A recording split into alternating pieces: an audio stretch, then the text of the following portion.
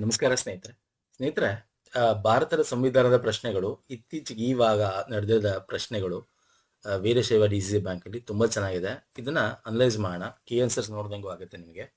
ನಾವು ಮಾಡಿರತಕ್ಕಂಥ ಪ್ರೀವಿಯಸ್ ಎಲ್ಲಾ ವಿಡಿಯೋಸ್ಗಳು ನಮ್ಮ ಒಂದು ಪ್ಲೇ ಲಿಸ್ಟ್ ಅಲ್ಲಿ ಸಿಗುತ್ತೆ. ಎಸ್ಪೆಷಲಿ ಭಾರತದ ಸಂವಿಧಾನ ವೆರಿ ಇಂಪಾರ್ಟೆಂಟು. ಯಾವುದೇ ಎಕ್ಸಾಮ್ಸ್ಗಾದ್ರೂ ಕೂಡ ಅದು ಇದ್ರದ್ದು ಬಂದಿರೋದಾಗ್ಲಿ ಅದ್ರದ್ದು ಬಂದಿರೋದಾಗ್ಲಿ ಅಂತ ನೋಡಬಾರ್ದು, ಎಲ್ಲದನ್ನು ಓದಬೇಕು. ತುಂಬಾ ಚೆನ್ನಾಗಿದೆ ಕ್ವಶನ್ಸ್ಗಳು. ಈ ಡಿ ಸಿ ಸಿ ಬ್ಯಾಂಕ್ ಅಲ್ಲಂತೂ ಸೂಪರ್ ಆಗಿ ಕೇಳ್ತಾನೆ ಕ್ವಶನ್ಸ್. ಸೊ ಹಾಗಾಗಿ ನೋಡೋಣ ಬನ್ನಿ ಡೀಟೇಲ್ ಆಗಿ. ಪ್ಲೇಲಿಸ್ಟ್ ಅಲ್ಲಿ ಸಿಗುತ್ತೆ. ಅಂಡ್ ನಮ್ಮ ಒಂದು ಕಂಪ್ಲೀಟ್ ಸಂವಿಧಾನ ಈ ವಿಡಿಯೋ ನೋಡಿದ್ರು ಒಂದಷ್ಟು 25 ಅಬೌಟ್ 2022 ಮೇಲೆ ಆನ್ಸರ್ ಮಾಡ್ಬೋದಾಗಿತ್ತು. ಸೊ ಬನ್ನಿ ನಾವು ಒಂದು ಡೀಟೇಲ್ ಆಗಿ ನೋಡೋಣ. ಮತ್ತೆ ನಮ್ಮ D C C bank and KMF course ಬಗ್ಗೆ ಮಾಹಿತಿ ಬೇಕು ಅಂದ್ರೆ 499 ಕೋರ್ಸ್ ಆಗುತ್ತೆ. ಇದರಲ್ಲಿ ಸಂವಿಧಾನ ವಿಡಿಯೋ ಇಂದ ಹಿಡಿದು ಎಲ್ಲಾ ರೀತಿ ಏನ್ ಸಿಲೆಬಸ್ ಇದೆ ಕಂಪ್ಲೀಟ್ ಸ್ಟ್ರಕ್ಚರ್ಡ್ ಕೋರ್ಸ್ ಇರುತ್ತೆ. ಎಲ್ಲ ಡೀಟೇಲ್ ಆಗಿ ನಿಮ್ಮ ಇಮೇಲ್ ID ಕಳ್ಸಿಕೊಡ್ತೀವಿ. PDF ಜೊತೆಗೆ ನಮ್ಮ ಟೆಲಿಗ್ರಾಮ್ ಇನ್ಸ್ಟಾಗ್ರಾಮ್ ಫಾಲೋ ಮಾಡಿ, ಲಿಂಕ್ ಕೊಟ್ಟಿರ್ತೀನಿ. ಆ ವಿಡಿಯೋ ನೋಡಿ ನಿಮಗೆ ಕಂಪ್ಲೀಟ್ ಡೀಟೇಲ್ಸ್ ಸಿಗುತ್ತೆ. ಓಕೆ, ಸೊ ಬನ್ನಿ, ನಾನು ತಡ ಮಾಡಲ್ಲ ಸ್ನೇಹಿತರೆ. ಕ್ವಶನ್ಸ್ ನೋಡೋಣ. ತುಂಬಾ ಚೆನ್ನಾಗಿದೆ. ಕೊನೆ ತನಕ ವಿಡಿಯೋ ನೋಡಿ. ಕೊನೆಯಲ್ಲಿ ಸೂಪರ್ ಆಗಿದೆ, ಮಧ್ಯದಲ್ಲಿ ಕೊನೆಯಲ್ಲಿ ಒಂದಷ್ಟು ಕ್ವಶನ್ಸ್ ಸೂಪರ್ ಆಗಿದೆ. ಆರ್ಟಿಕಲ್ 21ರಲ್ಲಿ ಕಾನೂನು ಸ್ಥಾಪಿಸಿದ ಕಾರ್ಯವಿಧಾನ ಎಂಬ ಪದವು ಸಂವಿಧಾನದಿಂದ ಪ್ರೇರೇಪಿತವಾಗಿದೆ. ನೋಡಿ, ಎಂಬ ಪದವು ಇಲ್ಲಿ ಅರ್ಥ ಮಾಡ್ಕೊಳ್ಳೋ ಟ್ರೈ ಮಾಡಿ. ಇಲ್ಲಿ ಆರ್ಟಿಕಲ್ 21 ಅಂತ ಸುಮ್ಮನೆ ನಿಮ್ಗೆ ಕನ್ಫ್ಯೂಸ್ ಮಾಡ್ತಾ ಇದ್ದೇನೆ ಅಷ್ಟೇ. ಓಕೆ, ಅಂದ್ರೆ ನಮ್ದು ಸಂವಿಧಾನ ಎರವಲು ಸಂವಿಧಾನ, ಬಾರೋಡ್ ಕಾನ್ಸ್ಟಿಟ್ಯೂಷನ್ ಅಂತ ಕರಿತೀವಿ. ಇಲ್ಲಿ ಕಾನೂನು ಸ್ಥಾಪಿಸಿದ ಕಾರ್ಯವಿಧಾನ ಅಂತಕ್ಕಂಥದ್ದು ಎಲ್ಲಿಂದ ನಾವು ಎರವಲು ಪಡ್ಕೊಂಡಿದೀವಿ ಅನ್ನೋದು ಇಂಪಾರ್ಟೆಂಟ್. ಯಾವ ಸಂವಿಧಾನದಿಂದ ಪಡ್ಕೊಂಡಿದೀವಿ? UK, USA, Japan, Canada. ಅದರಿಂದ ಜಪಾನ್ ಸಂವಿಧಾನದಿಂದ ಎರವಲು ಪಡ್ಕೊಂಡಿದೀವಿ. ತುಂಬಾ ಜನ USA ಕನ್ಫ್ಯೂಸ್ ಆಗ್ಬಿಡಿ. USA ನಾವು ನ್ಯಾಯಿಕ ಸ್ವಾತಂತ್ರ್ಯ ಅಂದ್ರೆ ನಾವು ಏನ ಜುಡಿಷಿಯಲ್ ರಿವ್ಯೂ ಅಂತ ಕರಿತೀವಲ್ಲ, ಅದ್ರ ಬಗ್ಗೆನೂ ಕೂಡ ನಾವು ಅಮೆರಿಕ ಸಂವಿಧಾನದಲ್ಲಿ ಮಾತಾಡ್ತೀವಿ. ಬಟ್ ಜಪಾನ್ ಸಂವಿಧಾನದಲ್ಲಿ ಕ್ಲಿಯರ್ ಆಗಿದೆ ನೋಡಿ, ಕಾನೂನು ರಚನೆ ಕಾರ್ಯವಿಧಾನಗಳು ಅಂತ. ಓಕೆ, ಕಾರ್ಯವಿಧಾನಗಳು ಇದು ಜಪಾನ್ ಸಂವಿಧಾನ ಹೊಂದಿರತಕ್ಕಂಥದ್ದು. ಕಾನೂನು ರಚನೆಗೆ ಏನೇನು ಕಾರ್ಯವಿಧಾನ ನಾವು ಮಾಡಬೇಕು ಅಂತಕ್ಕಂಥದ್ದು. ಓಕೆ, ಸೊ ಹಾಗಾಗಿ ದ ರೈಟ್ ಆನ್ಸರ್ ಕಾನೂನು ಸ್ಥಾಪಿಸಿದ ಕಾರ್ಯವಿಧಾನ ಅಥವಾ ರಚನೆಯ ಕಾರ್ಯವಿಧಾನ ಜಪಾನಿಂದ ತಗೊಂಡಿದ್ದೀವಿ. ಅಂಡ್ ಇಲ್ಲಿ ನಾವು ಯಾವ್ದಾವ್ದನ್ನ ತಗೊಂಡಿದೀವಿ ಇದೆಲ್ಲ ಎಕ್ಸಾಮ್ ಅಲ್ಲಿ ಕೇಳ್ತಾನೆ ಸ್ನೇಹಿತರೆ. ರಾಜ್ಯ ನಿರ್ದೇಶಕ ತತ್ವಗಳಾಗಿರ್ಬೋದು ಐರ್ಲ್ಯಾಂಡ್ ಇಂದ. ಓಕೆ, ಸರ್ವೋಚ್ಚ ನ್ಯಾಯಾಲಯ ಮತ್ತು ಉಚ್ಚ ನ್ಯಾಯಾಧೀಶರ ಪದಚ್ಯುತಿ ಅಮೆರಿಕಾದಿಂದ ಆಗಿರ್ಬೋದು. ಓಕೆ, ಬ್ರಿಟಿಷ್ ಇಂದ ಸಂಸದೀಯ ಪದ್ಧತಿ, ಕಾನೂನಿನ ಅಧಿಪತಿ, ಏಕಪೌರತ್ವ, ಸಭಾಪತಿ ಸ್ಥಾನಮಾನ ಆಗಿರ್ಬೋದು. ಕೆನಡಾದಿಂದ ಒಕ್ಕೂಟ ಮಾದರಿ ವ್ಯವಸ್ಥೆ ಮಾದರಿ ಆಗಿರ್ಬೋದು. ವಿಶೇಷಾಧಿಕಾರವನ್ನು ಕೇಂದ್ರ ಸರ್ಕಾರಕ್ಕೆ ನೀಡುವುದಾಗಿರ್ಬೋದು. ಓಕೆ, ಸೊ ಈ ತರ ಆಸ್ಟ್ರೇಲಿಯಾ, ಜರ್ಮನಿ, ತುರ್ತು ಪರಿಸ್ಥಿತಿ ನಾವು ಅಲ್ಲಿಂದ ತಗೊಂಡಿದ್ದೀವಿ ಜರ್ಮನಿಯಿಂದ. ಮೂಲಭೂತ ಕರ್ತವ್ಯ USSR ಇಂದ ತಗೊಂಡಿದ್ದೀವಿ, ರಷ್ಯಾದಿಂದ ತಗೊಂಡಿದ್ದೀವಿ. ಸೊ ಇದೆಲ್ಲ ವೆರಿ ವೆರಿ ಇಂಪಾರ್ಟೆಂಟ್ ಆಗುತ್ತೆ. ನೋಡ್ಕೊಳ್ಳಿ, ಏನ್ ಬೇಕಾದ್ರೆ ಎಕ್ಸಾಮ್ ಅಲ್ಲಿ ಕೇಳ್ಬೋದು. ನೆಕ್ಸ್ಟ್ ನೋಡಿ, ಭಾರತದಲ್ಲಿ ನ್ಯಾಯಾಂಗ ವಿಮರ್ಶನ. ಇದರಿಂದ ನೋಡಿ, ಈಗ ತಾನೇ ಹೇಳಿದೆ ನಿಮಗೆ ಜುಡಿಷಿಯಲ್ ರಿವ್ಯೂ ಅಂತಕ್ಕಂಥದ್ದು ನಾವು US ನೀವು ಈಗ ತಾನೇ ಹೇಳ್ತಾ ಎಕ್ಸ್ಪ್ಲೇನ್ ಮಾಡ್ತೀನಿ ನೋಡಿ. ನ್ಯಾಯಿಕ ಸ್ವಾತಂತ್ರ್ಯ ಅಂದ್ರೆ ಕಂಪ್ಲೀಟ್ ಇಂಡಿಪೆಂಡೆಂಟ್ ಜುಡಿಷಿಯರಿ ಇದೆ, ಆವಾಗ ಜುಡಿಷಿಯಲ್ ರಿವ್ಯೂ ಮಾಡಬಹುದು ಅಂತಕ್ಕಂಥದ್ದು. So USA is the right answer. Okay, next, Keshavananda Bharati versus state of Kerala ಪ್ರಕರಣದಲ್ಲಿ ಯಾವ ಸಿದ್ಧಾಂತವನ್ನು ಅಭಿವೃದ್ಧಿಪಡಿಸಲಾಯಿತು? Ultimate question and very easy question ಇದು. ನೋಡಿ, ನಾವು GK ಸರಣಿಗಳು ಏನ್ ಮಾಡ್ತೀವಿ, KE, KPS ಗೆಲ್ಲ ಅವೆಲ್ಲ ತುಂಬಾ ಸಲ ಈ ತರದ್ದು ಎಲ್ಲಾನು ಡಿಸ್ಕಸ್ ಮಾಡ್ಬಿಟ್ಟಿದೀವಿ ಸ್ನೇಹಿತರೆ. ನೋಡಿ, ಇಲ್ಲಿ ಡಾಕ್ಟ್ರಿನ್ ಆಫ್ ಎಕ್ಲಿಪ್ಸ್ ಅಂತಾರೆ, ಎಕ್ಲಿಪ್ಸ್ ಸಿದ್ಧಾಂತ ಅಂತ ಕರಿತೀವಿ, ಗ್ರಹಣ ಸಿದ್ಧಾಂತ ಅಂತಾರೆ. ಮೂಲಭೂತ ರಚನೆ ಸಿದ್ಧಾಂತ ಆಗಿರ್ಬೋದು, ಬೇಸಿಕ್ ಸ್ಟ್ರಕ್ಚರ್ ಆಫ್ ಡಾಕ್ಟ್ರಿನ್ ಅಂತ ಕರಿತೀವಿ. ಇಲ್ಲಿ doctrine of pith and substance, pith ಮತ್ತು ವಸ್ತುವಿನ ಸಿದ್ಧಾಂತ, ಸೆವರಬಿಲಿಟಿ ಸಿದ್ಧಾಂತ. ಓಕೆ, ಡಾಕ್ಟ್ರಿನ್ ಆಫ್ ಸೆವರಬಿಲಿಟಿ ಅಂತ ಆಪ್ಷನ್ಸ್ ಕೊಟ್ಟಿದ್ದಾನೆ. ಕೇಶಾನಂದ ಭಾರತಿ ಮತ್ತು ಸ್ಟೇಟ್ ಆಫ್ ಕೇರಳ ನಮಗೆ ಎರಡು ಕಡೆ ಯೂಸ್ ಆಗುತ್ತೆ. ಒಂದು ಪೀಠಿಕೆ ಅಥವಾ ಪ್ರಿಯಾಂಬಲ್ ಗು, ಮತ್ತೆ ಮೂಲ ರಚನೆಯ ಸಿದ್ಧಾಂತ. Okay, basic structure of doctrine. ನೋಡಿ, ಇದಕ್ಕಿಂತ ಮೊದಲು ಬೇರೆ ಒಂದು ಬರೆದ ಗೋಕುಲ್ನಾಥ್ ಕೇಸಲ್ಲಿ ಅಲ್ಲಿ ನೀವು ಅಮೆಂಡ್ ಮಾಡಂಗಿಲ್ಲ ಅಂತ ಹೇಳಿರ್ತಾನೆ. ಓಕೆ, ಮೂಲಭೂತ ಹಕ್ಕುಗಳನ್ನ ಇಲ್ಲಿ ಅಮೆಂಡ್ ಮಾಡ್ಬೋದು, but it should not effect the basic structure of doctrine. You can amend any part of the constitution, ಯಾವುದೇ part of the constitution amendment ಮಾಡಿ. Okay, but including fundamental rights, but ಅದು basic structure of the doctrine, ಮೂಲ ರಚನೆ ಸಿದ್ಧಾಂತಗಳನ್ನ violate ಮಾಡಬಾರದು ಅಂತಕ್ಕಂಥದ್ದು. So ಇಲ್ಲಿ very important. ಬೇರೆ ಬೇರೆ ಕೇಸ್ ನೋಡಿ, ಪ್ರಸ್ತಾವನೆಗೆ ಸಂಬಂಧಪಟ್ಟ ಕೇಸ್ಗಳನ್ನು ಕೂಡ ಕೊಡ್ತಾ ಇದ್ದೀನಿ. ಕೇಶಾನಂದ ಭಾರತಿ ಕೇಸ್ ನಾನು ಆಗ್ಲೇ ಹೇಳಿದೆ, ಪ್ರಸ್ತಾವನೆಗೆ ಸಂಬಂಧಪಟ್ಟಂತೆ ಅದು ಸಂವಿಧಾನ ಭಾಗ ಅಂತ ಹೇಳೋದು ಕೂಡ ಅದು. ಆ ಪಾಯಿಂಟ್ ನೆನಪಿರ್ಲಿ. ಇದೊಂದೇ ಇಲ್ಲ, ಮೂಲ ರಚನೆಗೆ ಧಕ್ಕೆ ಬರದಂತೆ ಪ್ರಸ್ತಾವನೆ ತಿದ್ದುಪಡಿ ಮಾಡಬಹುದು ಸುಪ್ರೀಂ ಕೋರ್ಟ್ ಹೇಳುತ್ತೆ 1973ರಲ್ಲಿ. ಜೊತೆಗೆ ಪ್ರಸ್ತಾವನೆ ಒಂದು ಭಾಗ ಅಂತ ಕೂಡ ಹೇಳುತ್ತೆ ಇದೇ ಕೇಸಲ್ಲಿ. ಸೊ ಅದು ಕೂಡ ಗೊತ್ತಿರಬೇಕು. So this are all very important case. LIC of India ಆಗಿರ್ಬೋದು, ಅದ್ರಲ್ಲೂ ಕೂಡ ಸಂವಿಧಾನ ಅದರ ಅವಿಭಾಜ್ಯ ಅಂಗ ಅಂತ ಹೇಳುತ್ತೆ. ಓಕೆ, ಸರಿ, ಅರ್ಥ ಆಗ್ತಿದೆಯಲ್ಲ? ಸೊ ಇದೇನ ಸರ್ ಎಕ್ಲಿಪ್ಸ್ ಅಂತಂದ್ರೆ ಪೂರ್ವ ಸಂವಿಧಾನ, ಅಂದ್ರೆ ಪೂರ್ವ ಸಂವಿಧಾನಕ್ಕೆ ಬಂದಕ್ಕಿಂತ ಮುಂಚೆ ಏನ್ ಕಾನೂನು ಇತ್ತು, ಸಂವಿಧಾನ ಬಂದ ಮೇಲೆ ಏನ್ ಕಾನೂನು ಇದೆ ಅದ್ರ ಬಗ್ಗೆ ಮಾತಾಡ್ತಕ್ಕಂಥ ಡಾಕ್ಟ್ರಿನ್ ಆಫ್ ಎಕ್ಲಿಪ್ಸ್ ಸಿದ್ಧಾಂತ ಅಂತ ಕರಿತೀವಿ. ನಾನು ಇಲ್ಲಿ ತಗೊಂಡಿದ್ದೀನಿ, ಇಲ್ಲಿ ನೋಡಿ.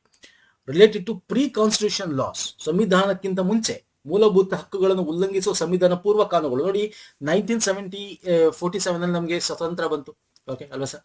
ಬಂದ ಮೇಲೆ ಕಾನೂನುಗಳು ಅವಾಗ್ಲೂ, ಈಗ ನೋಡಿ ಐ ಪಿ ಸಿ ಆಗಿರ್ಬೋದು, CRPC ಆಗಿರ್ಬೋದು, ಈಗ ಅದನ್ನ BNS SS ಅಂತೆಲ್ಲ ಮಾಡಿದೀವಿ ಅಲ್ವಾ ಸರ್? ಏನು ನೇಮ್ ಚೇಂಜ್ ಮಾಡಿದೀವಿ, ಒಂದಷ್ಟು ಸೆಕ್ಷನ್ ಚೇಂಜ್ ಮಾಡಿದೀವಿ ಅಷ್ಟೇ, but core of the thing ಅದನ್ನೇ ಇಟ್ಕೊಂಡಿದೀವಲ್ವಾ ಇಲ್ಲಿ ನಾವು. ಓಕೆ, ಅದರ ಒಂದು ಡೆಫಿನಿಷನ್ ಚೇಂಜ್ ಮಾಡಿದೀವಿ. ಬಟ್ ಇಲ್ಲಿ ಈ ತರದ್ದೇ ಒಂದಷ್ಟು ಕಾನೂನುಗಳು ಅದನ್ನ ನಾವೇನು ಎರವಲು ಪಡ್ಕೊಂಡಿದೀವಿ, ಅದು ಮೂಲಭೂತ ಹಕ್ಕನ್ನು ಉಲ್ಲಂಘಿಸುವ ಏನಾರು ಆಗಿದ್ರೆ ಸಂವಿಧಾನ ಪೂರ್ವದಲ್ಲಿರ್ತಕ್ಕಂಥ ಕಾನೂನುಗಳನ್ನ ಅದನ್ನ ತೆಗಿಬೇಕು ಅಂತಕ್ಕಂಥದ್ದು. ಹಂಗಂತ ಫುಲ್ಲು ತೆಗಿಬೇಕು ಅಂತಲ್ಲ. ಅದೇ ತರ ಪೋಸ್ಟ್ ಕಾನ್ಸ್ಟಿಟ್ಯೂಷನ್, ಪ್ರೀ ಮತ್ತೆ ಪೋಸ್ಟ್ ಅಂದ್ರೆ ಸಂವಿಧಾನ ಆದ್ಮೇಲೆ ಬರ್ತಕ್ಕಂಥ ಕಾನೂನು ಬಗ್ಗೆನೂ ಕೂಡ ಇದು ಮಾತಾಡುತ್ತೆ.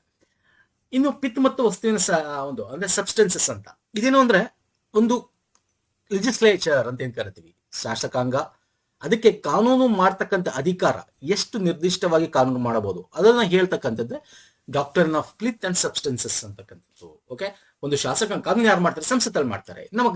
ನಮ್ಮ ಇದರಲ್ಲಿ ರಾಜ್ಯದಲ್ಲಿ ಶಾಸಕಾಂಗ ಮಾಡ್ತಾರೆ ಅಲ್ಲ ಸರ್? ಸೊ ಅಲ್ಲಿ ಅದಕ್ಕೆ ಆದ ನಿರ್ದಿಷ್ಟ ಒಂದು ಕಾನೂನು ಜಾರಿಗೆ ತರ್ತಕ್ಕಂಥ ಅಧಿಕಾರ ಏನು ಅಂತಕ್ಕಂಥದ್ದು ನಿರ್ಧರಿಸ್ತಕ್ಕಂಥದ್ದು ಸಿದ್ಧಾಂತ ಹೇಳ್ತಕ್ಕಂಥದ್ದು. ಇನ್ನೊಂದು ಡಾಕ್ಟ್ರಿನ್ ಆಫ್ ಸಿವಿಯರಿಟಿ, ಇದು ಅಲ್ಟಿಮೇಟ್.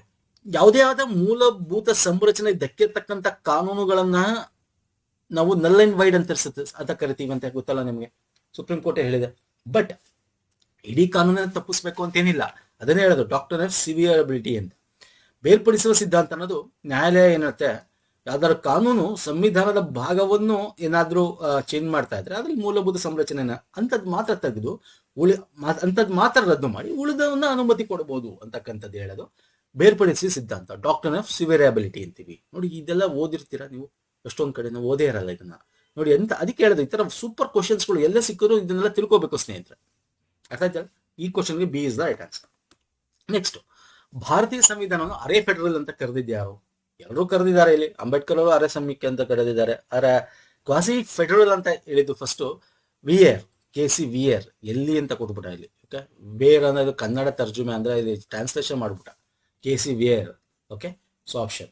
ಸೊ KC ವಿಯರ್ ಹೇಳ್ತಕ್ಕಂಥದ್ದು ಅರೆ ಸಂವಿಧಾನ. ಇದು ಅಂದ್ರೆ ಲಿಖಿತ ಸಂವಿಧಾನ ಅಂದ್ರೆ ನಮ್ದು ಏಕೀಕೃತ ವ್ಯವಸ್ಥೆ ಇದೆ, ಸಮ್ ಟೈಮ್ಸ್ ಇದು ಸಂಯುಕ್ತ ವ್ಯವಸ್ಥೆ ಆಗುತ್ತೆ, ಸಮ್ ಟೈಮ್ಸ್ ಏಕೀಕೃತ ವ್ಯವಸ್ಥೆ ಆಗುತ್ತೆ.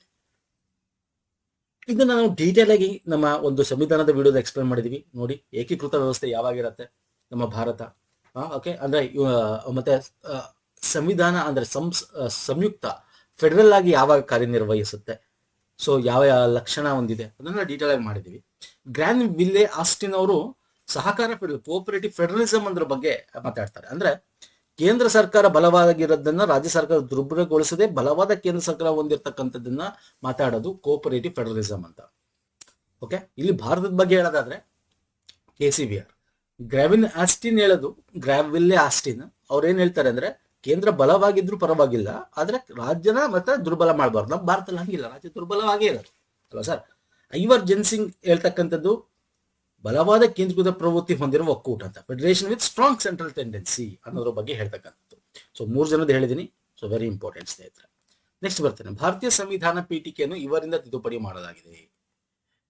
ಪೀಠಿಕೆ ಪ್ರಿಯಾಂಬಲ್ ಯಾವ್ದು ಸಹ ಈಗ ತಾನೇ ತೋರಿಸ್ತಾರೆ ನಿಮ್ಗೆ, 42ನೇ ಅಮೆಂಡ್ಮೆಂಟ್ ಅಲ್ಲ, 42nd. 42ರಲ್ಲಿ ಏನೇನು ಸೇರಿಸ್ತೀವಿ? ಸಮಾಜವಾದಿ, ಜಾತ್ಯತೀತ, ಇದು ನಮ್ಮ ಸಂವಿಧಾನ. ಭಾರತೀಯ ಪ್ರಜೆಗಳಾದ ನಾವು, we the people of India ಅಂತ ಸ್ಟಾರ್ಟ್ ಆಗುತ್ತೆ ಅಲ್ವಾ? ಅದ್ರಲ್ಲಿ ಸಮಾಜವಾದಿ, ಜಾತ್ಯತೀತ ಅನ್ನೋದು ಮೊದಲಿರಲಿಲ್ಲ. ಮತ್ತೆ ಏಕತೆ, ಸಮಗ್ರತೆ, ಇಂಥದ್ನೆಲ್ಲ 42ನೇ ಸಂವಿಧಾನ ತಿದ್ದುಪಡಿ 1976ರಲ್ಲಿ ಸೇರಿಸ್ತಕ್ಕಂಥದ್ದು. ಯಾವುದಕ್ಕೆ? ಇದಕ್ಕೆ, ಪ್ರಿಯಾಂಬಲ್ಗೆ. So second is the right answer. Next ಬರ್ತೇನೆ, ಮುನ್ನುಡಿಯಲ್ಲಿ ಸಮಾಜವಾದಿ ಪರಿಕಲ್ಪನೆ ಇವರಿಂದ ಸೇರಿಸಲಾಗಿದೆ. ಅದು ಈಗ ತಾನೇ ಹೇಳಿದೆ, ಸೋಷಿಯಲಿಸ್ಟ್ ಅನ್ನೋದು 42ನೇ ತಿದ್ದುಪಡಿಯಲ್ಲಿ ಸೇರಿದೆ. ನೋಡಿ, ಕ್ವಶನ್ಸ್ಗಳು ಒಂದೇ ತರದ್ದು ರಿಪೀಟ್ ಆಗಿವೆ, ತುಂಬಾ ಕ್ವಶನ್ಸ್ ಅದರ ರಿಪೀಟ್ ಆಗಿದೆ. ಓಕೆ, ನೆಕ್ಸ್ಟ್, ಗ್ರಹಣದ ಸಿದ್ಧಾಂತವು ಇದಕ್ಕೆ ಅನ್ವಯಿಸುತ್ತದೆ. ಡಾಕ್ಟ್ರಿನ್ ಆಫ್ ಎಕ್ಲಿಪ್ಸ್, ನಾನು ಈಗ ತಾನೇ ಹೇಳ್ತಾ ಇದ್ದೆ ನಿಮಗೆ. ಎಕ್ಲಿಪ್ಸ್ ಅಂತಕ್ಕಂಥದ್ದು ನಾನು ಎಕ್ಸ್ಪ್ಲೇನ್ ಮಾಡಿ ನೋಡ್ರಿ ನಿಮಗೆ. ಪ್ರೀ ಕಾನ್ಸ್ಟಿಟ್ಯೂಷನ್, ಪೋಸ್ಟ್ ಕಾನ್ಸ್ಟಿಟ್ಯೂಷನ್ ಎರಡಕ್ಕೂ ಕೂಡ ಅನ್ವಯವಾಗುತ್ತೆ. Okay, what is pre constitution, what is for. ನಮ್ದು 13ನೇ ಆರ್ಟಿಕಲ್ ಇದೆ ಸ್ನೇಹಿತರೆ, ಗೊತ್ತಾ? 13ನೇ ಆರ್ಟಿಕಲ್ 1 ಬರುತ್ತೆ, 2 ಬರುತ್ತೆ, 3 ಬರುತ್ತೆ, 4 ಬರುತ್ತೆ. ಓಕೆ, ಈ ತರ ಬರುತ್ತೆ. ಸೊ ಅದು ಏನ್ ಹೇಳುತ್ತೆ 13ನೇ ಆರ್ಟಿಕಲ್? ಅದು ನಮ್ಮ ಫಂಡಮೆಂಟಲ್ ರೈಟ್ಸ್ ನ ಪ್ರೊಟೆಕ್ಟ್ ಮಾಡ್ತಕ್ಕಂಥದ್ದು.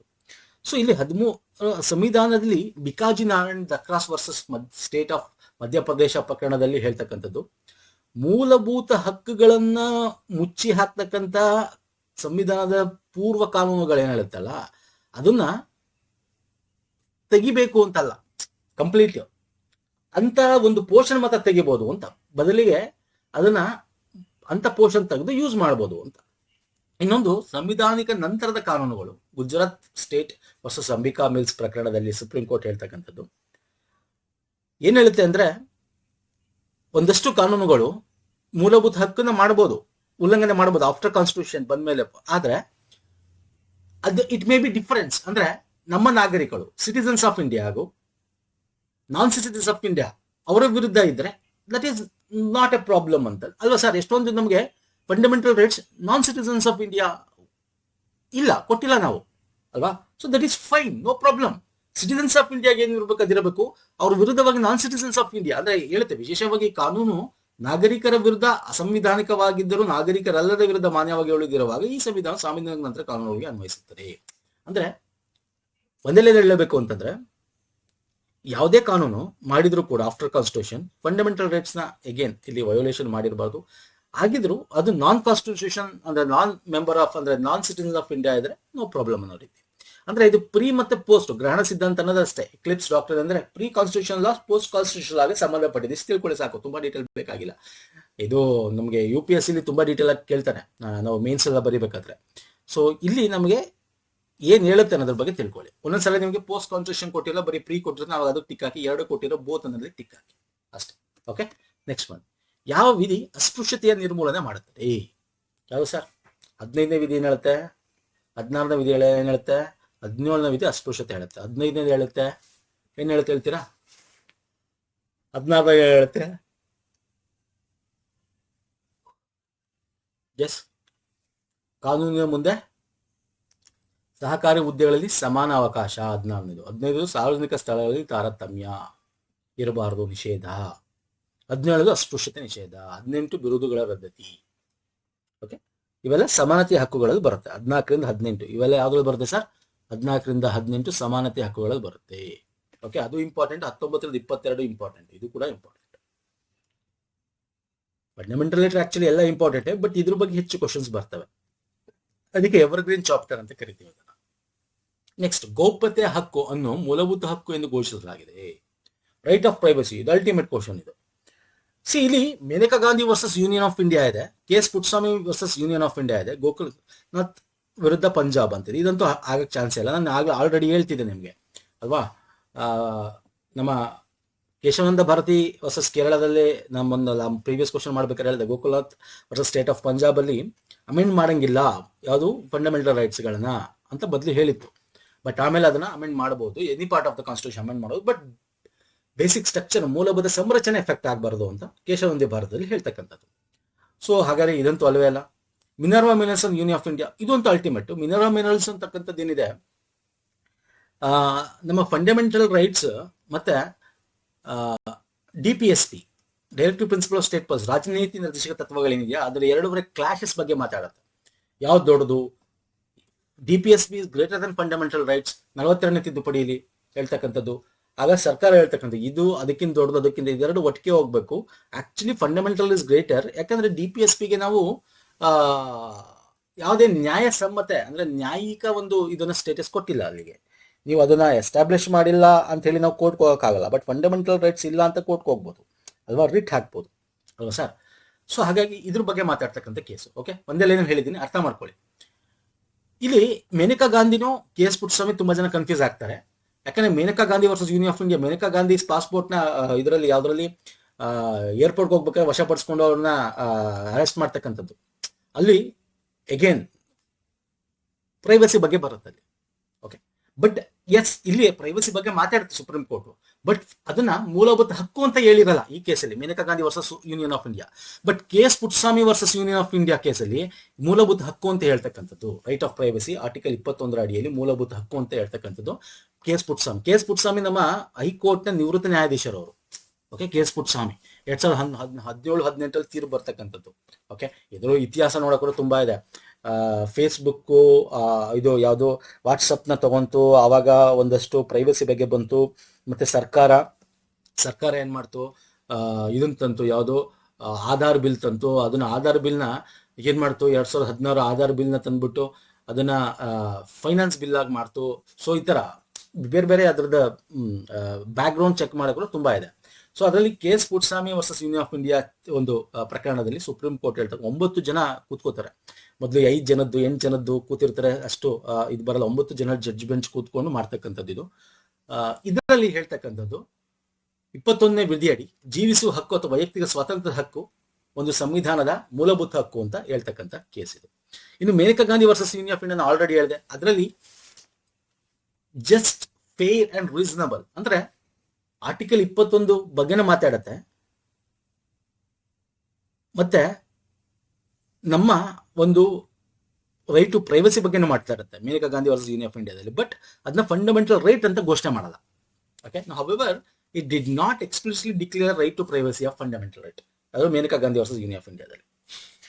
ಇನ್ನು ಮಿನರ್ವಾ ಮಿನರಲ್ಸ್ ಅದ್ರ ಮುಂದೆ ತಗೋತೀನಿ, ಹೇಳ್ತಾ ಹೋಗ್ತೀನಿ. ಇಲ್ಲಿ ನೋಡಿ, ಮಿನರ್ವಾ ಮಿನರಲ್ಸ್ ಮೂಲ ಸಂರಕ್ಷಿತ ಸಿದ್ಧಾಂತ ಪುನಃ ದೃಢಪಡಿಸುತ್ತೆ, ಕೆಲವು ಭಾಗಗಳನ್ನ ರದ್ದುಪಡಿಸುತ್ತೆ. 42 ಸಂವಿಧಾನದಲ್ಲಿ ಏನೇನೋ ಅಮೆಂಡ್ ಮಾಡ್ಬಿಟ್ಟಿರ್ತಾರೆ, ಅವ್ರಿಗೆ ಏನೋ ಸಂಸತ್ತಕ್ಕೆ ಎಲ್ಲಾ ರೀತಿ ಅಧಿಕಾರ ಇದೆ ಅಂತ ಹೇಳಿ, ನಾವೇ ದೊಡ್ಡದು ಅಂದ್ರೆ ನ್ಯಾಯಾಲಯಕ್ಕಿಂತ ನಮ್ದೇ ತುಂಬಾ ದೊಡ್ಡದು ಅನ್ನೋ ರೀತಿ ಏನೇನೋ ತಂದ್ಬಿಟ್ಟಿರ್ತಾರೆ. ಅದನ್ನ 44ನೇ ತಿದ್ದುಪಡಿ ಸರಿ ಮಾಡ್ತಾರೆ. ಒಂದಷ್ಟು ಹೈಕೋರ್ಟ್ ಕೂಡ ಅದನ್ನ ತೆಗೆದಾಕತ್ತೆ, ಒಂದಷ್ಟು ಇದನ್ನ ಜುಡಿಷಿಯಲ್ ರಿವ್ಯೂ ತಗೊಂಡು.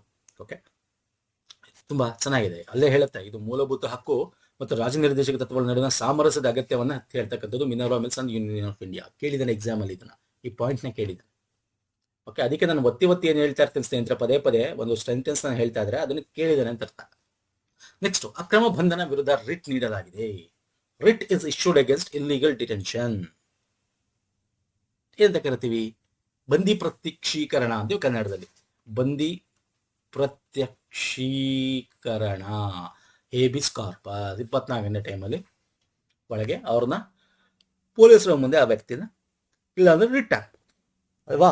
ಮ್ಯಾಂಡಮಸ್ ಗೊತ್ತಿದೆ, ಪರಮಾದೇಶ ಮ್ಯಾಂಡಮಸ್ ಇದೆ, ಸರ್ಶ್ಯೂರ್, ಕೋವಾರೆಂಟ್, ಇವೆಲ್ಲ ಹೆಚ್ಚು ನಾನು ಡಿಸ್ಕಸ್ ಮಾಡಕ್ ಹೋಗಲ್ಲ. ತುಂಬಾ ಸಲ ತುಂಬಾ ಪ್ರೀವಿಯಸ್ ವಿಡಿಯೋಗಳು ಡಿಸ್ಕಸ್ ಮಾಡಿದ್ವಿ, ಕ್ವಶನ್ಸ್ಗಳೆಲ್ಲ ಓದಿದ್ದೀರಾ. ನೆಕ್ಸ್ಟ್ ಬಂದ್ಬಿಡ್ತೇವೆ ಸ್ನೇಹಿತರೆ, DPSP ಯನ್ನು ಸಂವಿಧಾನದಿಂದ ಎರವಲು ಪಡೆಯ. ಎಲ್ಲಿಂದ ತಗೊಂಡು DPSP ನ? ಐರ್ಲ್ಯಾಂಡ್ ಸಂವಿಧಾನ ಅಲ್ವಾ ಸರ್? ನಾನು ಹೇಳಿದೆ ಸ್ಟಾರ್ಟಿಂಗ್ ತೋರಿಸ್ತೇನೆ ನಿಮಗೆ ಅಲ್ವಾ. ಇದನ್ನ ಓದಿ ನೋಡಿದ್ದೀರಾ ನಮ್ಮ ವಿಡಿಯೋದಲ್ಲೂ ಕೂಡ. DPSP 4ನೇ ಭಾಗದಲ್ಲಿ ಬರುತ್ತೆ. 36ರಿಂದ 51 ವಿಧಿಗಳು ಬರುತ್ತೆ. ಐರ್ಲ್ಯಾಂಡ್ ಸಂವಿಧಾನ ಎರವಲು ಪಡ್ಕೊಂಡಿದ್ದೀವಿ. ನಾವೆಲ್ ಆಫ್ ಫೀಚರ್ ಅಂತ ಅಂಬೇಡ್ಕರ್ ಬಣ್ಣಿಸಿದ್ದಾರೆ. ರಾಜನಿರ್ದೇಶಕರಿಗೆ ಕಾನೂನು ರಕ್ಷಣೆ ಇಲ್ಲ. Okay, this is very important point. ಇದು ವೆರಿ ಇಂಪಾರ್ಟೆಂಟ್. ಮೂಲಭೂತ ಹಕ್ಕುಗಳಿಗಿಂತ ರಾಜನಿರ್ದೇಶಕ ತತ್ವ ಶ್ರೇಷ್ಠ ಅಂತ 42 ಅದನ್ನ ಹೇಳಿದ್ದು. 42ನೇ ತಿದ್ದುಪಡಿ ಹೇಳುತ್ತೆ ಸರ್ಕಾರ. ಓಕೆ, ಗೌರ್ಮೆಂಟ್ ಯಾವಾಗ 42ನೇ ತಿದ್ದುಪಡಿ ಯಾವಾಗ ಬರುತ್ತೆ? ಎಮರ್ಜೆನ್ಸಿ ಟೈಮಲ್ಲಿ. ಅವಾಗ ನೋ, ಇಟ್ ಈಸ್ ನಾಟ್ ಅಂತ ಮಿನರ್ವಾ ಕೆಲಸ ಹೇಳ್ತಕ್ಕಂಥದ್ದು. ಮತ್ತೆ 3 ವಿಧಿಗಳು ಹಾಗೆ ವಿಂಗಡಿಸ್ತೀವಿ. ಇದು ನಾವೇ ವಿಂಗಡಿಸ್ಕೊಳ್ಳೋದು, ಸಮಾಜವಾದಿ, ಗಾಂಧಿವಾದಿ, ಉದಾರವಾದಿ ಅಂತ. ಓಕೆ, ಸೊ ಇಲ್ಲಿ ರೈಟ್ ಆನ್ಸರ್ ಐರ್ಲ್ಯಾಂಡ್. ನೆಕ್ಸ್ಟ್ ಬರ್ತೀನಿ. ಯಾವ ತಿದ್ದುಪಡಿಯು DPSPಗಳನ್ನು ಮೂಲಭೂತ ಹಕ್ಕುಗಳಿಗಿಂತ ಉತ್ತಮ? ನೋಡಿ, ನಾನು ಅದನ್ನ ಹೇಳಿದ್ದು ಯಾವಾಗ? 42ನೇ ತಿದ್ದುಪಡಿ. ಈಗ ತಾನೇ ತೋರಿಸ್ತೇನೆ ನಿಮ್ಗೆ. ಇಲ್ಲಿ ನೋಡಿ, ಇವೆಲ್ಲ ನಾವು ಮಾಡಿದೀವಿ ಸ್ನೇಹಿತರೆ. That's right. ನೀವು ಹೆಂಗೆ ಓದ್ತೀರಾ ಅನ್ನೋದ್ರ ಮೇಲೆ ಡಿಪೆಂಡ್. ಒಂದೊಂದು ಪಾಯಿಂಟ್ಗಳನ್ನ ಹೆಂಗೆ ನೀವು ಗ್ರಾಬ್ ಮಾಡ್ಕೋತೀರಾ, ಎಷ್ಟು ಚೆನ್ನಾಗಿ ಓದ್ತಿರೋ. ನಾವು ಸಂವಿಧಾನ ಇದೆಯಲ್ಲ, every line is important, every line is beautiful. ಒಂದ್ಸಲ ನೀವು ಎವ್ರಿ ಲೈನ್ ನೀವು ಅಂಡರ್ಸ್ಟ್ಯಾಂಡ್ ಮಾಡ್ಕೊಂಡು ಓದ್ಬಿಟ್ರೆ, ಓಕೆ, ಸಂವಿಧಾನದಷ್ಟು ಈಸಿ ಸಬ್ಜೆಕ್ಟ್, ಅದರಷ್ಟು ಬ್ಯೂಟಿಫುಲ್ ಸಬ್ಜೆಕ್ಟ್, ಅದಷ್ಟು ಎಂಜಾಯಬಲ್ ಸಬ್ಜೆಕ್ಟ್ ಇನ್ನೊಂದಿಲ್ಲ, ಗೊತ್ತಾ. ನೆಕ್ಸ್ಟ್, DPSPಗಳು ನ್ಯಾಯಸಮ್ಮತವಲ್ಲ. Option B is the right answer. Non justiciable, ಕಾನೂನು ರಕ್ಷಣೆ ಇಲ್ಲ ಅದಕ್ಕೆ. ನೋಡಿ, ಅದಕ್ಕೆ ಕಾನೂನು ರಕ್ಷಣೆ ಕೊಟ್ಬಿಟ್ಟಿದ್ರೆ, ಆಕ್ಚುಲಿ ಸಂವಿಧಾನ ರಚನಾಕಾರರು ಏನಿದಾರಲ್ಲ, ಅವ್ರು ಅವಾಗಿನ ಒಂದನ್ನು ಥಿಂಕ್ ಮಾಡ್ಬಿಟ್ರು. ಆಕ್ಚುಲಿ ಕೊಡ್ಬೇಕಾಗಿತ್ತು. ಆ ಥರ ಕೊಟ್ಬಿಟ್ಟಿದ್ರೆ ಸರ್ಕಾರ ಉದುರೋಗೋದ್ರ ಶೆಡ್ಡಿ ಸರ್ಕಾರದ್ದು. ಯಾಕೆಂದ್ರೆ DPSPನ ಕರೆಕ್ಟಾಗಿ ಸರ್ಕಾರ ಯುಟಿಲೈಸ್ ಮಾಡಿ ಅದನ್ನ ಇಂಪ್ಲಿಮೆಂಟ್ ಮಾಡಿಬಿಟ್ರೆ ನಮ್ಮದು ರಾಮರಾಜ್ಯವಾಗುತ್ತೆ ನಮ್ಮ ದೇಶ ಅಂತಕ್ಕಂಥದ್ದು. ಓಕೆ, ಅವಾಗ ಬಿಡಿ, ಅವಾಗ ನಮ್ಮ ಹತ್ರ ದುಡ್ಡು ಇರಲಿಲ್ಲ, ಬೇರೆ ಬೇರೆ ಕಂಡೀಷನ್ಸ್ಗಳಿದ್ವು. ಅವಾಗಿನ ರಾಜಕಾರಣಿಗಳ ಒಂದು ಮನಸ್ಥಿತಿ ಬೇರೆ ಇತ್ತು, ಇವಾಗಿನ ರಾಜಕಾರಣಿಗಳು ಬರೀ ದುಡ್ಡು ಹೊಡೆಯೋ ಮನಸ್ಥಿತಿ. ಸೊ ಅವರು ಸಂವಿಧಾನ ರಚನಾಕಾರರು ಮುಂದೆ ಬರ್ತಕ್ಕಂಥ ರಾಜಕಾರಣಿಗಳು ಕೂಡ ನಮ್ಮ ದೇಶನ ಉದ್ಧಾರ ಮಾಡಕ್ಕೆ ಬರ್ತಾರೆ, ದುಡ್ಡು ಹೊಡೆಯಲ್ಲ ಅನ್ನೋ ಒಂದು ಕಾನ್ಸೆಪ್ಟ್ ಅಲ್ಲಿ ಇದ್ರು. ಹಾಗಾಗಿ ಏನೇನೋ ಆಗಿದೆ. ನೆಕ್ಸ್ಟ್, ಯಾವ ಲೇಖನವು ಏಕರೂಪ ನಾಗರಿಕ ಸಂಹಿತೆಯನ್ನು ವ್ಯವಹರಿಸುತ್ತದೆ? ನಮ್ಮ DPSP ಬರುತ್ತೆ. ಎಲ್ಲಿ ಬರುತ್ತಿದ್ದು? ರಾಜ್ಯ ನೈತಿಕ ತತ್ವಗಳು 4ನೇ ಭಾಗದಲ್ಲಿ 44. ಸರ್ 45 ಏನ್ ಹೇಳುತ್ತೆ? 46 ಏನ್ ಹೇಳುತ್ತೆ ಹೇಳ್ತೀರಾ? 44 ದೇಶಾದ್ಯಂತ ಏಕರೂಪ ನಾಗರಿಕ ಸಂಹಿತೆ. ಅದಕ್ಕೆ ಹೇಳಿದ್ದು DPSP ಇದೆಯಲ್ಲ, ಇದ್ರಲ್ಲಿ ಬರುತ್ತದು. ಇದನ್ನ ಎಲ್ಲಾ ರಾಜ್ಯ, ಅದಕ್ಕೆ ಉತ್ತರ ಕನ್ನಡ ತರ್ತದೆ, ಬೇರೆ ಬೇರೆ ರಾಜ್ಯ ಸಿಕ್ಕಿಂ ತರುತ್ತೆ, ಎಲ್ಲ ರಾಜ್ಯಗಳು ತರ್ತಾ ಇಲ್ಲ. ಓಕೆ, 45 ಉಚಿತ ಶಿಕ್ಷಣದ ಬಗ್ಗೆ, ಕಡ್ಡಾಯ ಶಿಕ್ಷಣದ ಬಗ್ಗೆ ಹೇಳುತ್ತೆ 6 ವರ್ಷದ ಒಳಗಿನ ಮಕ್ಕಳಿಗೆ. 48 ಕೃಷಿ ಪಶುಸಂಗೋಪನೆಯಲ್ಲಿ ವೈಜ್ಞಾನಿಕ ಮಾದರಿ ಅವಕಾಶವನ್ನು ಹೇಳುತ್ತೆ. ಅದಕ್ಕೆ ಇಲ್ಲೆಲ್ಲಾನು ಆಪ್ಷನ್ಸ್ ಕೂಡ ನಾನು ಇಲ್ಲಿ ಹೇಳ್ತಾ ಇದ್ದೀನಿ ನಿಮಗೆ. 47 ಮದ್ಯಪಾನ ಮತ್ತು ಮಾದಕ ವಸ್ತುಗಳ ಸೇವನೆ ನಿಷೇಧದ ಬಗ್ಗೆ ಹೇಳುತ್ತೆ. ಓಕೆ, 48 ಗೋ ಹತ್ಯೆ ನಿಷೇಧವನ್ನು ಹೇಳುತ್ತೆ. ನೆಕ್ಸ್ಟ್ ಬರ್ತೇನೆ, ಇಂಟರ್ ಸ್ಟೇಟ್ ಕೌನ್ಸಿಲ್ ಇದರ ಅಡಿಯಲ್ಲಿ ಸ್ಥಾಪನೆ ಆಗಿದೆ. ಇದು ವೆರಿ ಈಸಿ, ಯಾಕಂದ್ರೆ ನಿಮ್ಗೆ ಆಪ್ಷನ್ ನೋಡಿದ ತಕ್ಷಣ ಹೇಳ್ಬೋದು. 356 ನಿಮಗೆ ಎಮರ್ಜೆನ್ಸಿ ಬಗ್ಗೆ ಹೇಳುತ್ತೆ. ಇದು ಎಮರ್ಜೆನ್ಸಿ, ಇದು ಫೈನಾನ್ಷಿಯಲ್ ಸ್ಟೇಟ್ ಎಮರ್ಜೆನ್ಸಿ. ಸೊ 370 ಅಲ್ಲ, 263 is the right answer. Article 263 inter state council ಬಗ್ಗೆ ಹೇಳ್ತಕ್ಕಂಥದ್ದು. ಸರ್ಕಾರಿಯ ಕಮಿಷನ್ ಆಧಾರದ ಮೇಲೆ 1990ರಲ್ಲಿ ಒಂದು ಆರ್ಡಿನೆನ್ಸ್ ತಂದು, ಅಂದ್ರೆ ಸುಗ್ರೀವಾಜ್ಞೆ ಮುಖಾಂತರ ಸರ್ಕಾರ ಅದನ್ನ ಇಂಪ್ಲಿಮೆಂಟ್ ಮಾಡ್ತಕ್ಕಂಥದ್ದು. ಇದರಲ್ಲಿ ಅಧ್ಯಕ್ಷರು ಯಾರಾಗಿರ್ತಾರೆ? ಇಂಟರ್ ಸ್ಟೇಟ್ ಕೌನ್ಸಿಲ್ ಅಲ್ಲಿ ಪ್ರಧಾನಮಂತ್ರಿಗಳು ಅದರ ಅಧ್ಯಕ್ಷರಾಗಿರ್ತಾರೆ ಅಲ್ವಾ ಸರ್? 370 ಜಮ್ಮು ಕಾಶ್ಮೀರಕ್ಕಿತ್ತು, 2019ರಲ್ಲಿ ರದ್ದು ಮಾಡಲಾಯಿತು, ಗೊತ್ತಿದೆ ನಿಮಗೆ ಅದು. ಓಕೆ, ನೆಕ್ಸ್ಟ್ ಬರ್ತೀನಿ. ಯಾವ ತುರ್ತು ಪರಿಸ್ಥಿತಿ ಸಾಂವಿಧಾನಿಕ ಯಂತ್ರೋಪಕರಣ ವೈಫಲ್ಯವನ್ನು ಆಧರಿಸಿದೆ? ನೋಡಿ, emergency based on failure of constitutional machinery. ನೋಡಿ, ಕಾನ್ಸ್ಟಿಟ್ಯೂಷನಲ್ ಮೆಷಿನರಿ ಫೇಲ್ ಆಗಿದೆ ಅಂತಕ್ಕಂಥದ್ದು ಸರ್ಕಾರ ಹೇಳುತ್ತಾ? ಕೇಂದ್ರ ಸರ್ಕಾರ ತನ್ನಕ್ಕೆ ತಾನೇ ಹಂಗೆ ಹೇಳ್ಬಿಟ್ಟು ಎಮರ್ಜೆನ್ಸಿ, ನ್ಯಾಷನಲ್ ಎಮರ್ಜೆನ್ಸಿ ಮಾಡುತ್ತಾ? ಹಂಗಾಗಲ್ಲ. ಯಾಕಂದ್ರೆ ನ್ಯಾಷನಲ್ ಎಮರ್ಜೆನ್ಸಿ ಡೆಫಿನಿಷನ್ ಬೇರೆ ಅಲ್ವಾ? ಏನು ಡೆಫಿನಿಷನ್? ಆಯುಧಗಳಿಟ್ಕೊಂಡು. Okay, that is different. ಮತ್ತೆ ಆಂತರಿಕ ಮತ್ತು ಬಾಹ್ಯ ಒಂದು ಇದು, ಅದೇ ಡೆಫಿನಿಷನ್ ಬೇರೆ. ಮತ್ತೆ ಕಾನ್ಸ್ಟಿಟ್ಯೂಷನಲ್ ಎಮರ್ಜೆನ್ಸಿ ಫೇಲ್ಯೂರ್ ಅಂದ್ರೇನು? ಯಾವ ರಾಜ್ಯಗಳಲ್ಲಿ ಕರೆಕ್ಟ್ ಆಗಿ ಆಡಳಿತ ನಡೀತಿಲ್ಲ, ಭ್ರಷ್ಟಾಚಾರ ಇದೆ, ಕಾನ್ಸ್ಟಿಟ್ಯೂಷನ್ ಅಲ್ಲಿ they are not listening. So ಅಂತದ್ದು ಅಂದ್ರೆ ರಾಷ್ಟ್ರಪತಿ ಆಳ್ವಿಕೆ ಬರುತ್ತೆ. ಎಲ್ಲಿ ಸಹ ಪ್ರೆಸಿಡೆಂಟ್ ರೋಲು? ಸ್ಟೇಟ್ಗಳಲ್ಲಿ. ರಾಷ್ಟ್ರೀಯ ತುರ್ತಿ ಅಲ್ಲ, ಆರ್ಥಿಕ ತುರ್ತು ಪರಿಸ್ಥಿತಿ ಅಲ್ಲ, ರಾಷ್ಟ್ರಪತಿ ಆಡಳಿತದ ಬಗ್ಗೆ ಹೇಳ್ತಕ್ಕಂಥದ್ದು. ಎಲ್ಲಿ? ಸ್ಟೇಟ್ ಅಲ್ಲಿ. ಎಲ್ಲಿ ಸರ್? ಕ್ಲೀನ್ ಆಗಿ ಕೊಡ್ಬೇಕಾಗಿತ್ತು ಅವನು, ಸ್ಟೇಟ್ ಅಂತ. ನೆಕ್ಸ್ಟ್ ಬರ್ತೇನೆ, ಲೇಖನ 368. ಇದು very easy, very very important. ಇದನ್ನ ಮಾತ್ರ ನೀವು ಮರೆಯಂಗೆ ಇಲ್ಲ. ಯಾಕಂದ್ರೆ 368 ಸಂವಿಧಾನಿಕ ತಿದ್ದುಪಡಿಯ ಕಾನ್ಸ್ಟಿಟ್ಯೂಷನ್ ಅಮೆಂಡ್ಮೆಂಟ್ ಆಕ್ಟ್. ಅದು ನಮ್ಮ ಭಾಗ 20ರಲ್ಲಿ ಬರುತ್ತೆ, ಗೊತ್ತಿರಲಿ. ಓಕೆ, ಹೆಚ್ಚು ಡಿಸ್ಕಸ್ ಮಾಡೋದು ಬೇಡ ಇದ್ರ ಬಗ್ಗೆ. ನೆಕ್ಸ್ಟ್ ಬರ್ತೇನೆ, ಯಾವ ಪ್ರಕರಣ ಸಂಸತ್ತಿನ ತಿದ್ದುಪಡಿ ಅಧಿಕಾರವನ್ನು ಸೀಮಿತಗೊಳಿಸುತ್ತದೆ?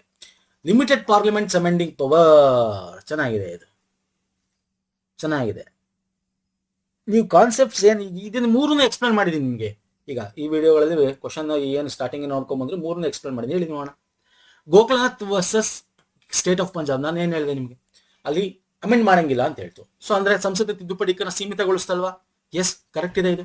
ಕೇಶವಂದ ಭಾರತಿ ವಿರುದ್ಧ ಮತ್ತೆ ಸ್ಟೇಟ್ ಆಫ್ ಕೇರಳದ ಬಗ್ಗೆ ಏನ್ ಹೇಳುತ್ತೆ? ಕೇಶವಂದ ಭಾರತಿ ಅಮೆಂಡ್ ಮಾಡ್ಬೋದು, ಬಟ್ ಮೂಲಭೂತ ಸಂರಚನೆ ನೀವು ಹಾಳು ಮಾಡಂಗಿಲ್ಲ. ಇಲ್ಲೂ ಕೂಡ ಸೀಮಿತ ಮಾಡ್ತಾವೆ. ಎಸ್, ನೀವು ಅಮೆಂಡ್ಮೆಂಟ್ ಮಾಡಿ, ತಿದ್ದುಪಡಿ ಮಾಡಿ, but basic structure of doctor ಮಾಡಂಗಿಲ್ಲ. ಇಲ್ಲೂ ಕೂಡ ಸೀಮಿತ ಮಾಡ್ತು, ಅಂದ್ರೆ ಲಿಮಿಟೆಡ್ ಮಾಡ್ತಾ ಅಮೆಂಡ್ಮೆಂಟಿಂಗ್ ಪವರ್ನ. ಇದು correct. Minerva Miller's union of India, again ಇಲ್ಲಿ ಏನಾಯ್ತು? ಒಂದು ಲೈನ್ ತಗೊಳ್ಳೋದಾದ್ರೆ ಮೂಲಭೂತ ಹಕ್ಕು ಇದು ಹಾಂಗ್ ತಗೊಳಂಗಿಲ್ಲ. ಯಾವ್ದು ಇದು? 2 ಸಾಮರಸ್ಯದಿಂದ ಹೋಗ್ಬೇಕು ಅಂತ ಹೇಳ್ತು. ಮತ್ತೆ ಇನ್ನೊಂದು ಪಾಯಿಂಟ್ ವೆರಿ ಇಂಪಾರ್ಟೆಂಟ್, ಹಂಗಾರೆ ಇದು ಕರೆಕ್ಟ್. ಹಂಗಾರೆ ಮೇಲಿನ ಎಲ್ಲವೂ ಈಸ್ ದ ರೈಟ್ ಆನ್ಸರ್. ನೋಡಿದ್ರೆ ನೀವು ಹೆಂಗ್ ಅರ್ಥ ಮಾಡ್ಕೋತೀರಾ ಅಂತ. ಇಲ್ಲಿ ನೀವು ಏನ್ ಮಾಡ್ತೀರ ಗೊತ್ತು? ತುಂಬಾ ಜನ ಇದರಲ್ಲಿ ಅಪ್ರೂವ್ ಕೊಟ್ಬಿಟ್ಟಿದೆ, ಇದ್ರಲ್ಲಿ ಅಪ್ರೂವ್ ಕೊಟ್ಬಿಟ್ಟಿದೆ, ಗೋಕುಲನಾಥ್ ಸ್ಟೇಟ್ ಆಫ್ ಪಂಜಾಬ್ ನೀವು ಅಮೆಂಡ್ ಮಾಡಂಗಿಲ್ಲ ಫಂಡಮೆಂಟಲ್ ರೈಟ್ಸ್ ಗಳನ್ನ ಅಂತ ಹೇಳ್ಬಿಡ್ತು. ಇದೇ ಕರೆಕ್ಟ್ ಅಂತ ಹಾಕ್ಬಿಡ್ತೀರಿ. ಹಂಗಲ್ಲ, ಇಲ್ಲಿ ಕೇಳೋದು ಸೀಮಿತಗೊಳಿಸಲಾಗಿದೆ ಅಂತ. ಅಮೆಂಡಿಂಗ್ ಪವರ್, ಲಿಮಿಟೆಡ್ ಪಾರ್ಲಿಮೆಂಟ್ ಯಾವ ಕೇಸಲ್ಲಿ ಅಂತ? ಎಲ್ಲ ಕೇಸಲ್ಲೂ. ಇಲ್ಲೂ ಕೂಡ ಲಿಮಿಟೆಡ್ ಅಮೆಂಡ್ಮೆಂಟ್ ನ ಲಿಮಿಟೇ ಮಾಡಿರೋದು. ಅಂದ್ರೆ ಮಾಡಿ, ಆದ್ರೆ ನಿಮ್ಗೆ ಇಷ್ಟ ಬಂದಾಗ ಮಾಡಕ್ಕಾಗಲ್ಲ. ಮೂಲಭೂತ ಸಂರಚನೆ ಎಫೆಕ್ಟ್ ಆಗಬಾರ್ದು, ಅಲ್ಲೂ ಲಿಮಿಟೆಡ್ ಮಾಡ್ತಲ್ಲ ಸರ್. ಸೊ ಮೇಲಿನ ಎಲ್ಲವೂ ಇಸ್ ರೈಟ್. ನೋಡಿ, ಮಿನರ್ವಾ ಮಿಲ್ಸ್ ಅಲ್ಲೂ ಕೂಡ ನ್ಯಾಯಾಲಯ ಮೂಲ ಸಂರಕ್ಷಣಾ ಸಿದ್ಧಾಂತ ಪುನಃ ದೃಢಪಡಿಸಿ ಸಂಸತ್ತಿಗೆ ಅನಿಯಮಿತ ತಿದ್ದುಪಡಿ ಅಧಿಕಾರ ನೀಡುವ ಷರತ್ತನ್ನು ರದ್ದುಗೊಳಿಸುತ್ತೆ.